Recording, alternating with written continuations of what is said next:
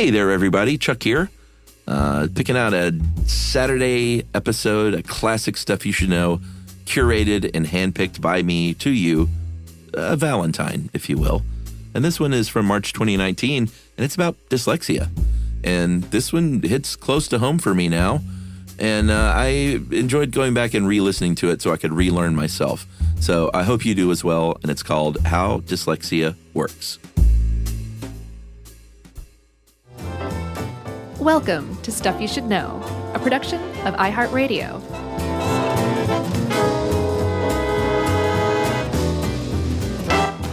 Hey, and welcome to the podcast. I'm Josh Clark. There's Charles W. Chuck Bryan over there, and there's Jerry, and this is Stuff You Should Know about dyslexia. How you doing? Good. Good. How are you? I'm doing pretty good, man. Just, hanging out over here. Yeah? Ready to wrap. I thought this is pretty cool. I'm surprised that we had not discussed this yet because it's right up our alley. Totally. Very Stuff You Should Know type show. Yeah. And I think it's an interesting, I guess it's labeled a learning disorder. Most definitely. It's a specific learning disorder according to the U.S. government. Yeah, I always just have a hard time, knowing whether or not to, like I almost said affliction. Then I'm like, is that an affliction? I don't even know. I think anybody with dyslexia and any expert in the field would say it's a learning disability. It's a specific learning disability that we're not entirely certain what causes it. Mm-hmm. But most people would tell you that typically it's considered a neurobiological condition. They think that there's a basis to the brain that leads to this situation where otherwise bright and capable. And intelligent students have what they call unexpected difficulty learning to read, and that it afflicts them their entire life. Yeah. But there's a lot of questions that surround that definition. And one of the problems with dyslexia research is that's not the official definition. There's about as many definitions as there are studies of dyslexia. Yeah, this one from Yale Center for Dyslexia and Creativity made sense to me, though, as far as just sort of a simple way to say it. An unexpected difficulty in reading in an individual who has the intelligence to be a much better reader. Right. So in other words, like this isn't adding up. All the tools are there, and you should be a better reader than you are. Right. But you're not. So why? What gives? Yeah. So there's a lot to that, though, right? Like there's this idea that if we know enough about the brain and we have things like MRIs and stuff like that, so you would think that by now, since maybe the 90s or whatever, we would have positively identified what it is. But there's a confounding problem that they've run into in dyslexia research, and we'll get into it more later. But they haven't figured out if what they're looking at is the changes that would come from not reading as much, or if the brain structure they're seeing is actually dyslexia. Right. So they're having trouble with it. I'll explain it better later. No, but I know what you mean. Well, good, as long as you do. But it also counts if like the million or so people listening to this also do. Hey, everybody. Dyslexia is very, studying it and understanding it and learning how to teach children with dyslexia is very important because up until semi-recently, I'm just going to go say recently, right. If you had dyslexia and you were a student, you might have been called stupid or dumb. And you might have been— By the teacher. Yeah, you might have been put at a separate table and said, well, you go over here because you can't keep up. This one guy, man, this one really hit home. Yeah. Or not hit home, but hit you in the breadbasket. In the breadbasket, which is like home. Sure. Pulitzer Prize winner Philip Schultz was diagnosed later in life, and he said growing up in the 1950s, he said basically he was placed in what he called the dummy class. 3 children in his class were separated, put at a table in the corner. The teacher didn't talk to them much, and essentially one day, like the principal was coming around, and she said, "Here are these books. Pretend to read them." Right. The principal's coming. Yeah, man. That is just tough. But there's something really significant about that that was a column written by a guy named Philip Schultz, who was a Pulitzer Prize winner. Yeah. So that really kind of reveals the fact that what they figured out through decades and decades of research is that people with dyslexia aren't stupid. They specifically have trouble learning to read and spell and write. Yeah. And more research has kind of gotten to the root of the problems with dyslexia. But we have found that with patience and practice, people with dyslexia can learn to read. You have dyslexia your entire life. Yeah. There's no cure for it. Right. But you can learn to read, and you can learn to navigate and cope with dyslexia as a child and into adulthood. Yeah, and I certainly don't want to sound like I'm bagging on teachers because, both of my parents were teachers, and even back in the day when, let me just say this. Teachers back then didn't have the same tools that they have today.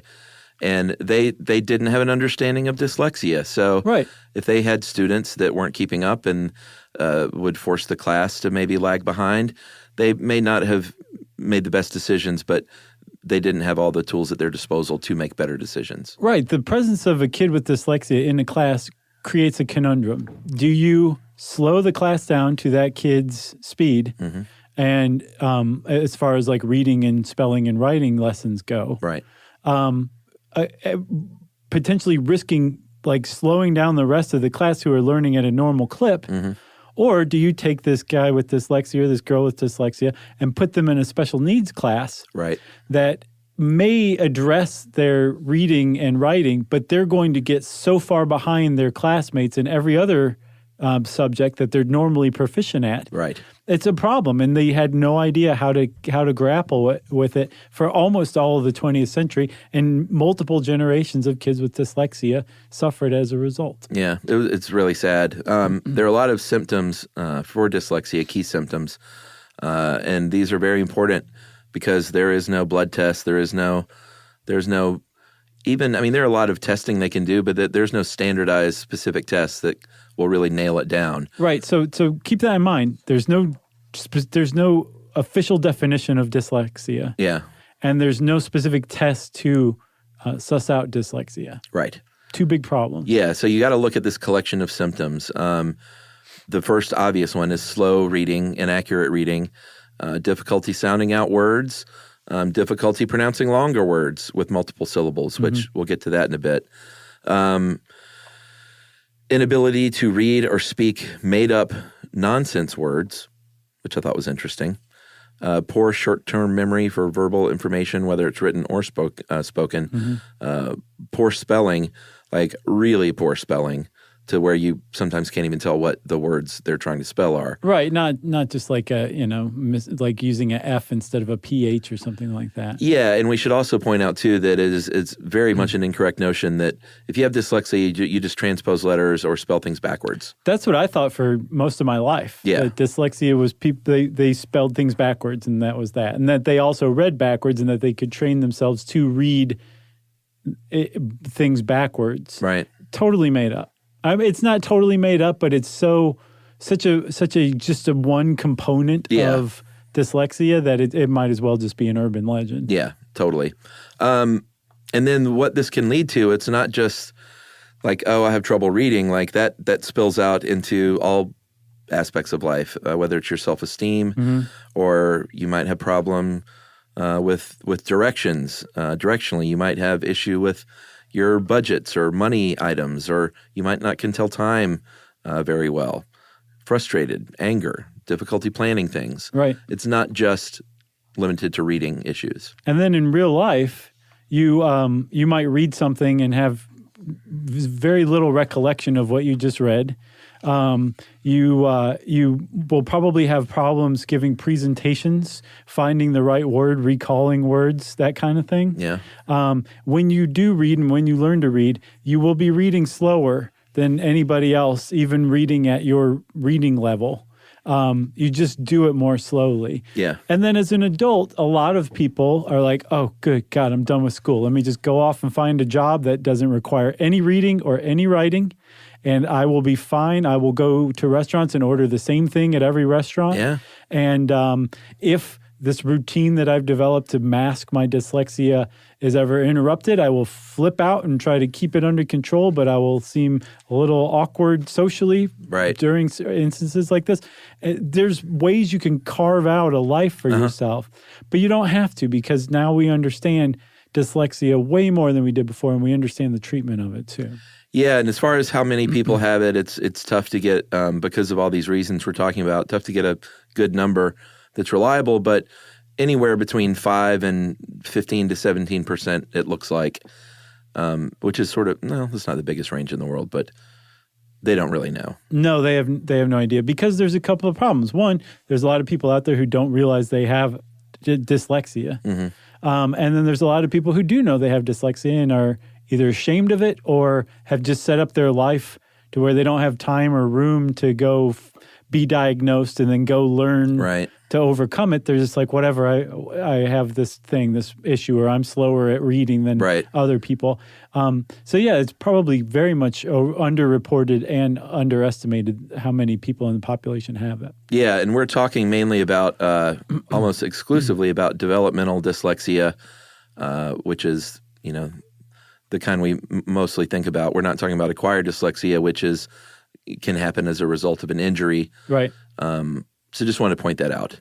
Well, let's take a break, and then we'll come back and talk about the history that actually features both of those. Okay? Yes, sir. All right.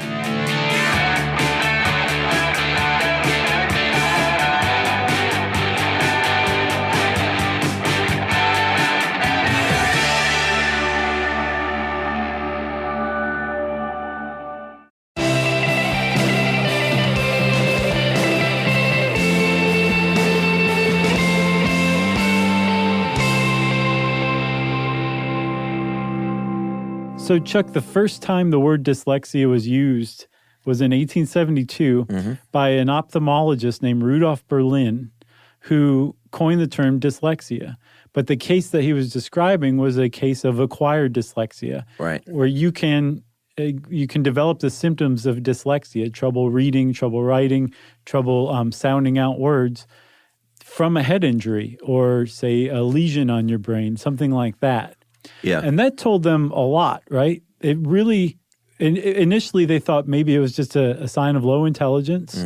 Maybe it was a problem with vision or something like that. But the fact that you could acquire dyslexia told neurologists and ophthalmologists working in the 19th century, no, there's a neurobiological basis to this. Yeah, and they called it early on in the 19th century, and I guess even in the early 20th century. Well, actually, they called it that up until the 60s. Yeah, the 60s. Word blindness. And it was a German who coined that term, and they called it Wortblindheit. Can you say that? That's good. Okay, you would do it way better than me. Well, I would put on some dumb voice, but that's perfect pronunciation. Okay. You said that it's a W, right? Yeah. And you said it is a V. Yeah. Perfect. Okay. I didn't click my heels together when I said it. It checks out, Dorothy. So they called it, like you said, up into the 60s, congenital word blindness. There were a lot of people in the late 1800s, or not a lot, but a handful of people studying this stuff. Yeah, Hinshelwood and Morgan were the two big ones. Yeah, and they were ophthalmologist and a doctor. Hinshelwood was the ophthalmologist. And then there were also neurologists, a man named Samuel Orton.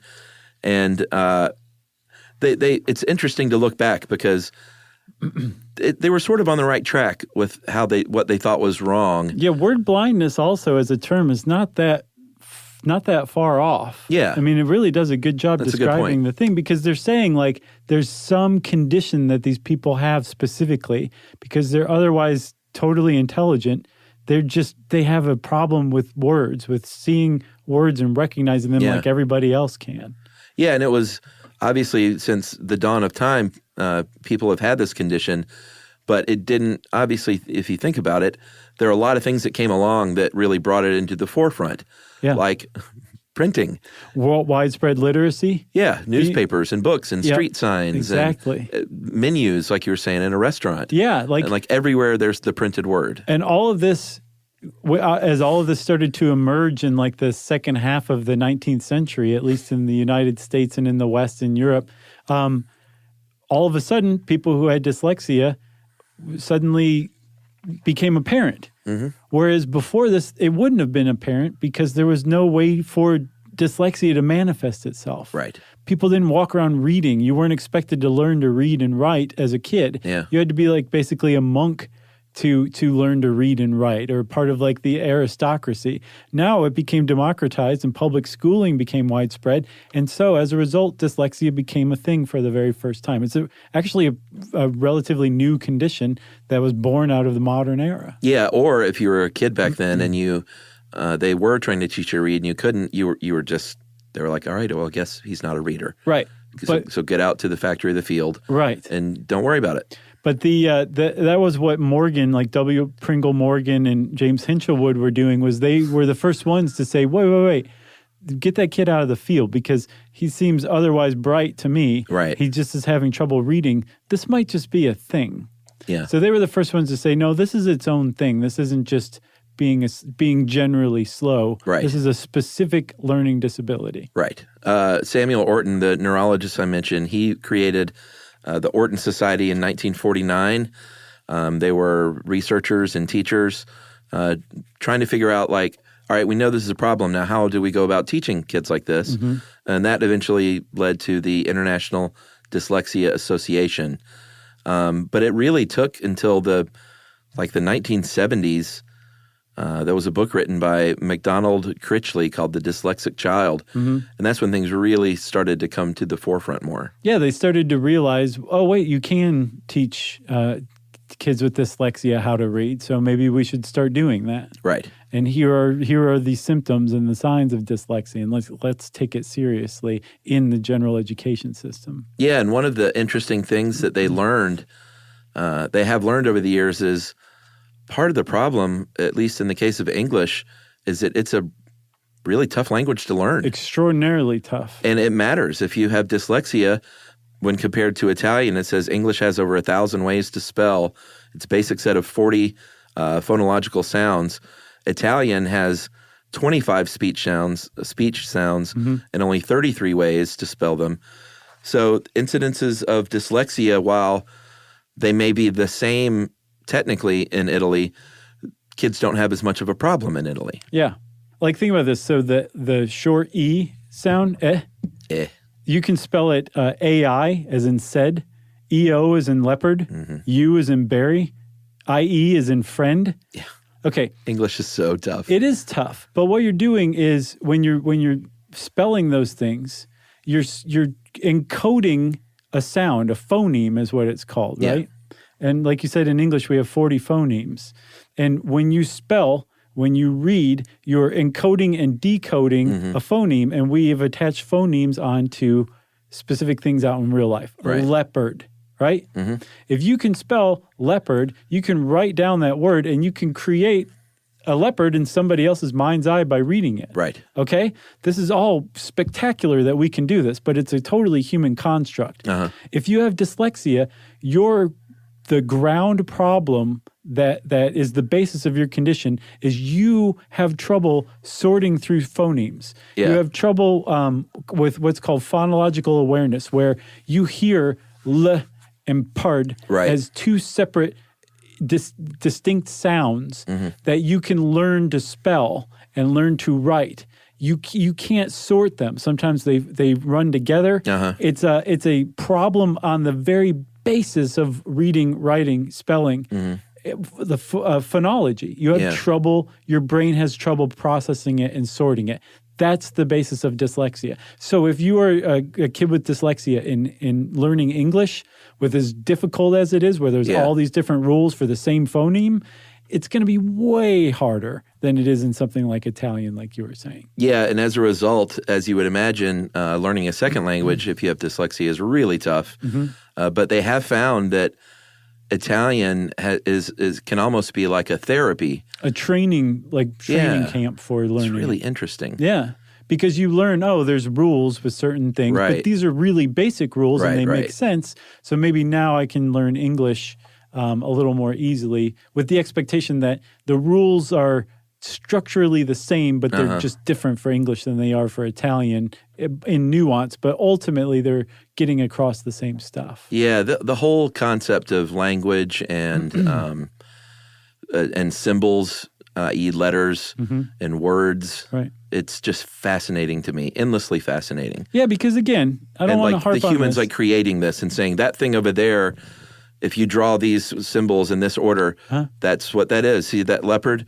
Like that's, and then the word leopard, like, yeah, it's just all fascinating. It is, because you're encapsulating knowledge that can be shared later on, can be unlocked later on by anyone who understands how to decode it in the same way. Yeah. What's the science, what's it called when you study that? Linguistics. Is it just linguistics? I'm pretty sure. I could have been a linguist. Oh, yeah? If I had only known what it was called. Yeah. I just realized halfway through that what a dum-dum I sounded like. What's that thing called? I could have been good at that. Yeah. I couldn't. It was on the tip of my tongue. So I guess we can talk about the fMRI and the MRI. Obviously, the Wonder Machine figures in pretty big when it comes to this kind of thing. Yeah. And in the mid-'90s is about when the fMRI came on the scene with dyslexia and studies with dyslexia. One of the problems was little kids. You're like, well, we can't throw them in there. That thing will explode their brain. And then they're like, oh, no, the fMRI machine is fine for kids. We tested it out on some bad kids, and they were fine. And so they started putting children in there because you could obviously do this at any age, but it's important for school-age children to like figure out what's going on in their brains. Well, that's one of the reasons why that's the sample population, is because it takes years for dyslexia to be prominent. Right. Every kid has problems learning reading and writing at first. Sure. But then as other kids progress, and this one kid doesn't, but they're otherwise bright, same socioeconomic opportunities and all that stuff, that's when it becomes possible that they have dyslexia. But by that time, a couple more years have gone by. Right. Right? Yeah. So you're not testing for dyslexia on babies. Right. You have to wait until it basically manifests itself. Yeah, and of course with the fMRI, I think there was some hope that it could, like you mentioned earlier, just be like, well, there it is. Yeah. But, it wasn't. It wasn't as different regions of the brain would light up or not light up, but they didn't get any hard, like, pinpointing conclusions. No, they have kind of focused in on a few spots. Like different studies have said, this is what we found, and it actually correlates with other studies too. There's left hemisphere areas, the ventral occipitotemporal region, the temporoparietal region, and the inferior frontal cortices, which have to do with language processing, but also visual processing of language too. Yeah. So again, they think that the basis of all of this is that when you're hearing sounds, when somebody's holding up a piece of bread that has been dried through heat and says toast, you're hearing toast. Yeah. And you can learn to write T-O-A. It's a little confounding. Sure. And then S-T over time. Maybe the first few times you write T-O-E-S-T. It doesn't matter. You're going to learn to write T-O-A-S-T, and you can write it down, and then someone else can read it, and they think of toast. Right. With dyslexia, you're not hearing toast. You certainly can't extrapolate something that you're not hearing correctly into words and letters. Yeah. Okay? That's a good way to put it.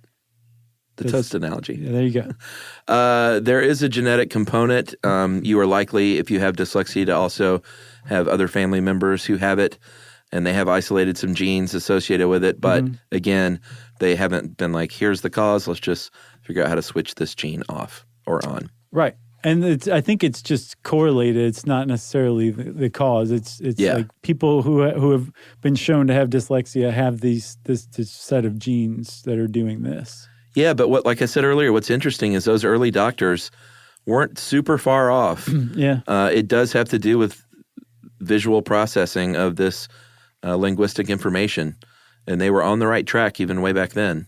So not bad. And then even still, though, with this new understanding of like, okay, this brain region looks like this brain region looks like that. This is the sign of a dyslexic brain. There's still the question, is this the result of going years and years without reading? Right. Or is that the structure of a brain with dyslexia? Right. Because we know that your brain changes when you read. When you learn to read, they've done studies in the MRI with illiterate adults who have learned to read. So they do a scan of them while they cannot read, and then they scan them again while they can read, and then look for differences in the brain. And there are structural differences that take place in the brain, Right. which makes sense because it makes you think, so an illiterate adult, is that the normal structure of the brain?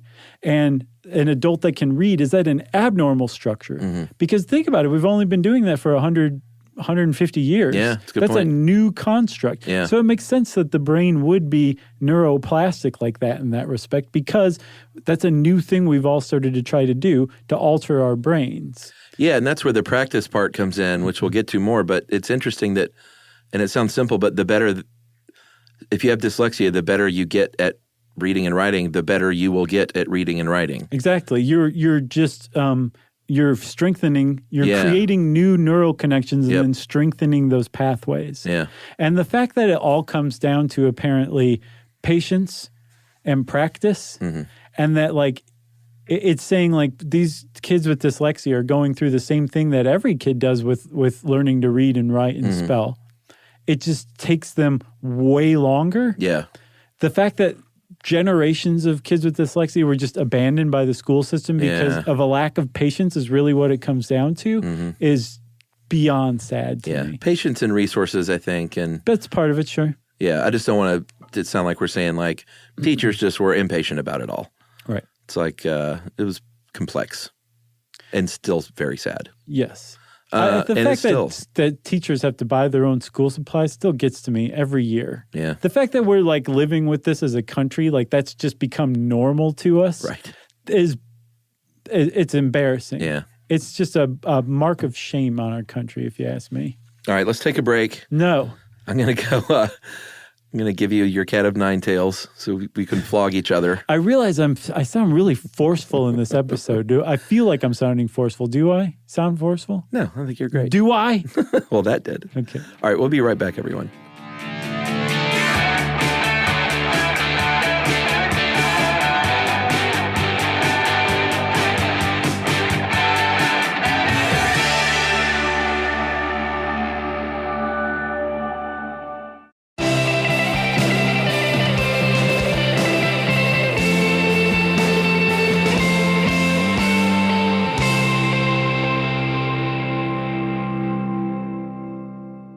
All right, so like you said earlier, there is no cure for dyslexia. There is treatment, and they even put that in quotes. But you shouldn't think of it as a disease cure type of thing. No. It's practice and patience. You have it for life. Yeah, and those are the two strategies that we'll say it one more time for the 10th time. Patience and practice. You have to have that patience there as a parent, as a teacher, as someone with dyslexia.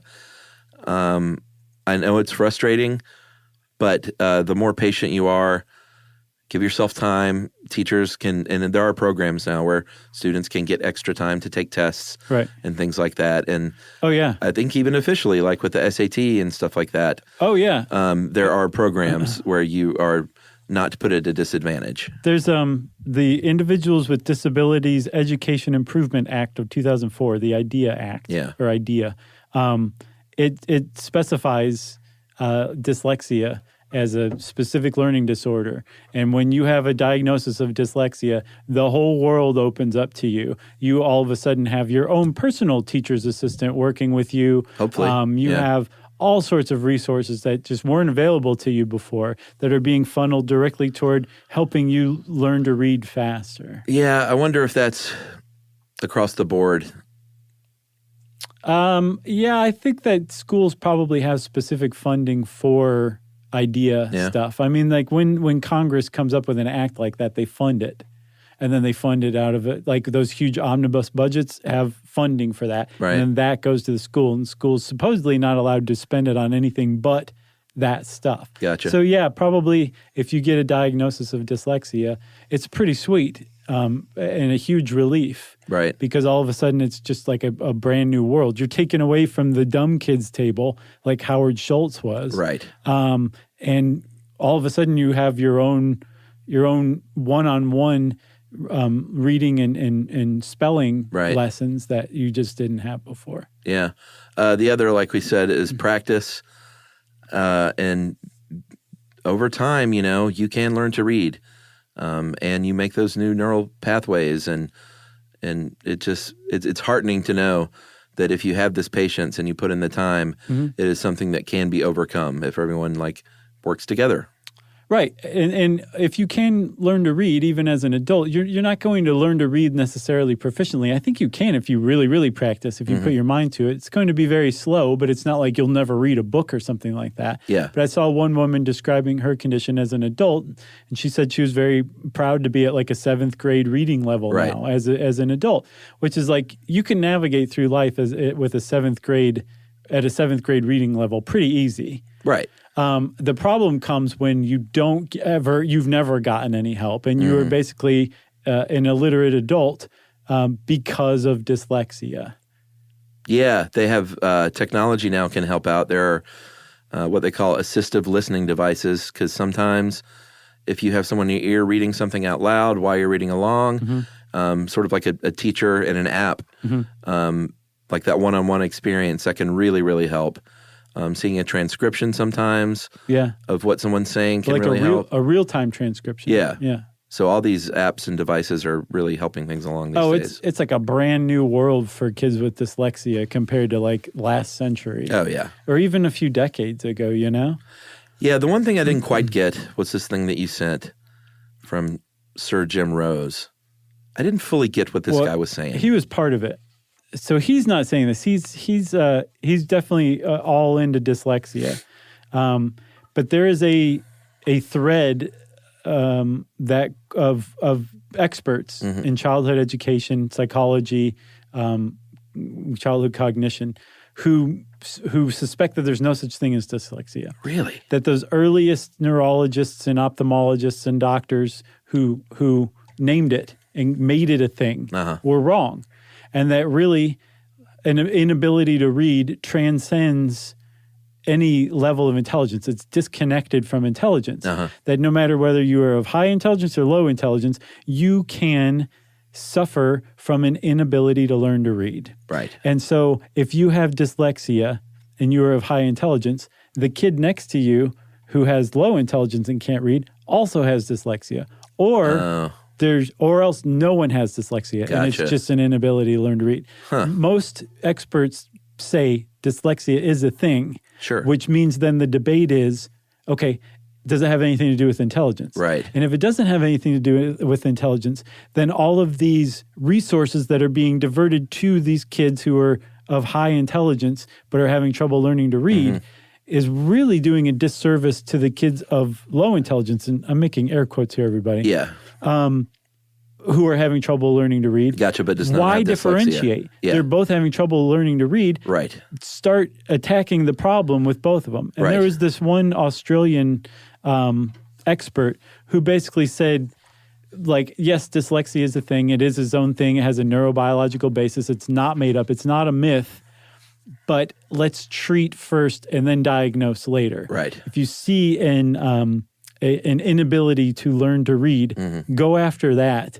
Don't say, well, is it dyslexia? Let's test the kid's intelligence. Right. It doesn't matter. Try and help. Focus on learning teaching them how to read. Interesting. And apparently interventions, there's this guy named Professor Julian, what's his name, Chuck? Lennon? Sands? Yes, Julian Sands. In Boxing Helena, he has a big soliloquy about whether or not dyslexia is a myth. I can't remember the guy's last name, but I get the impression that parents of children with dyslexia are not a big fan of this guy. Right. But he's basically said we're diverting a lot of funding away from kids who don't know how to read just because they supposedly don't have a high IQ. Right. Let's treat all the kids. So that's the idea of whether it's a myth. Not that dyslexia doesn't exist, although I think some people suspected it didn't for a while. Right. Now people believe it does, but not necessarily that it's just intelligent upper middle class kids who have dyslexia. Right. It's just an inability to read for the same reason. Interesting. That's the basis of it. It's still up in the air, and it's a really touchy subject. Yeah. Very touchy subject. For sure. And rightfully so. I mean, like, I can imagine you feel lost in the woods if there's no official diagnosis, there's no official test of it, there's no official definition of it, but your kid has it and you know your kid has it. Yeah. I can't imagine what it must feel like to have some expert going like, there's no such thing as dyslexia. Right. You know? Yeah. Thanks a lot. It is very touchy and rightfully so. Well, finally, there's this whole notion that if you have dyslexia, then you may excel in other areas. You may be more creative, or you may be more prone to be like an entrepreneur, perhaps. Yeah, because you think outside of the box. Yeah, I mean, there's a long list of people famous creative types that have dyslexia. Agatha Christie. Did you know that one? I didn't, but I didn't either. That, I didn't just make it up. I learned it's that. a long list. But just recently. Part of this bugs me, though. I don't know. I just hate it when they're like, well, look what celebrities have this thing. I mean, I get it maybe that it might.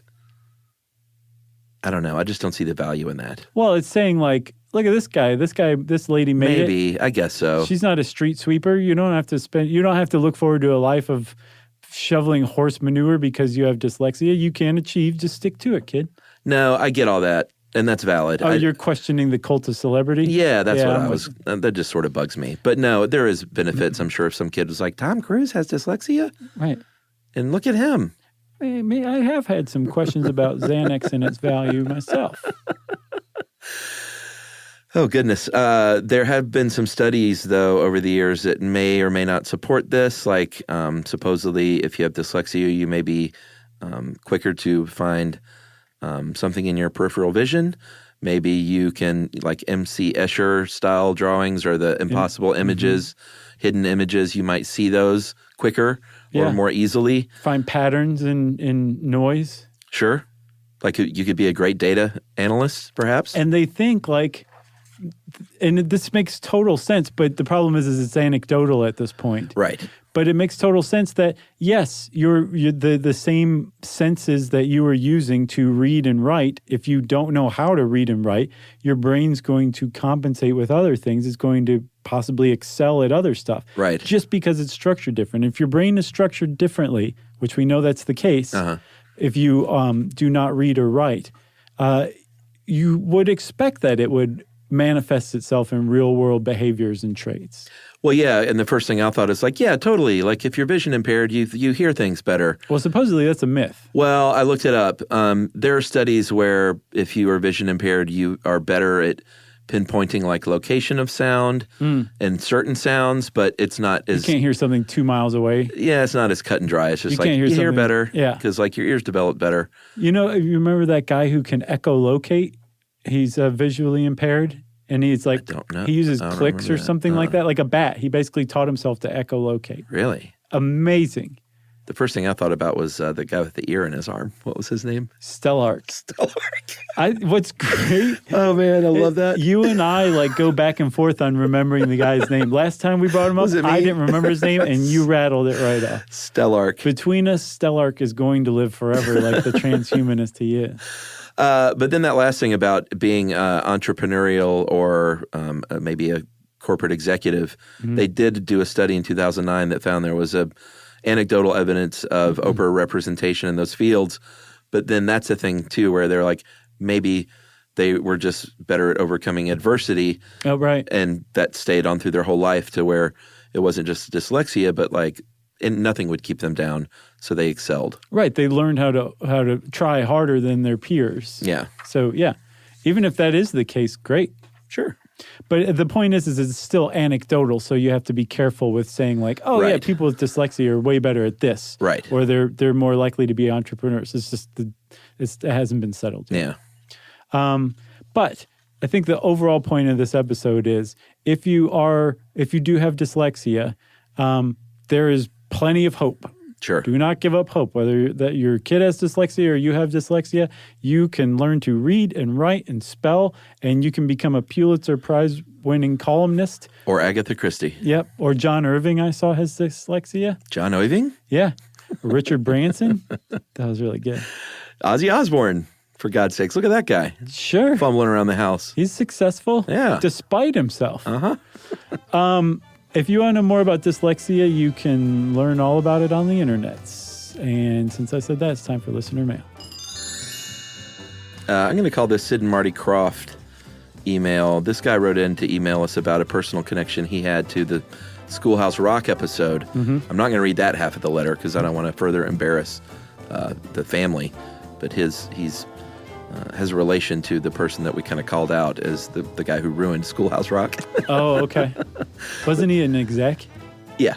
Yeah. But the second half of this says, speaking of unbelievable stories, guys, I thought you'd be jealous to know that I grew up hanging out on the sets of all the Sid and Marty Krofft shows because my mom was on a bunch of them. I used to have lunch with the Slee Stacks and throw around big foam boulders from Land of the Lost.